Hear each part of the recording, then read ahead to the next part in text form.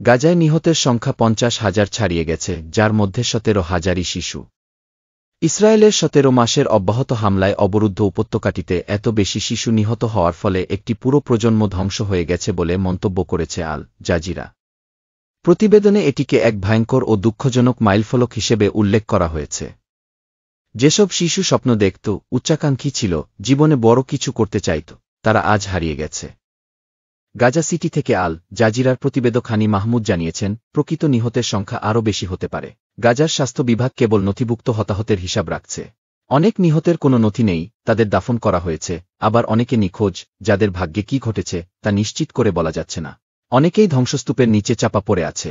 অল্প সময়ে এত বিপুল সংখ্যক শিশু নিহত হওয়ায় গাজার জনগোষ্ঠী রাজনৈতিক, অর্থনৈতিক এবং বুদ্ধিবৃত্তিকভাবে অপূরণীয় ক্ষতির মুখে পড়েছে, যা বর্তমান প্রজন্ম সহজে কাটিয়ে উঠতে পারবে না। যুদ্ধের শুরু থেকে ইসরায়েলিরা বলে আসছে, গাজায় নিহত সবাই হামাসের সদস্য।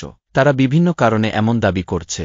গাজায় নিহত 50,000 মানুষের সংখ্যা অতিক্রম করা সত্ত্বেও ইসরায়েলের নাগরিকদের মধ্যে তেমন কোনো অনুশোচনা দেখা যাচ্ছে না বলে মন্তব্য করেন ওরি গোল্ডবার্গ। ইসরায়েলের রাজনৈতিক ভাষ্যকার ওরি গোল্ডবার্গ বলেন, 50,000 নিহতের এই দুঃখজনক মাইলফলক ইসরায়েলিদের তেমন নাড়া দেবে না, কারণ শুরু থেকেই তারা হামাসের প্রকাশিত হতাহতের পরিসংখ্যানকে ভুয়া বলে আসছে।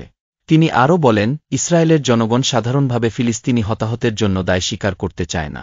এমনকি গাজায় ইসরায়েলি হামলায় যে কজন ইসরায়েলি নাগরিক নিহত হয়েছে, তাদের ক্ষেত্রেও একই অনাগ্রহ দেখা গেছে। গোল্ডবার্গ বলেন, ইসরায়েলের টেলিভিশন গাজার হত্যাকাণ্ড এবং দুর্ভোগের চিত্র সম্প্রচার করে।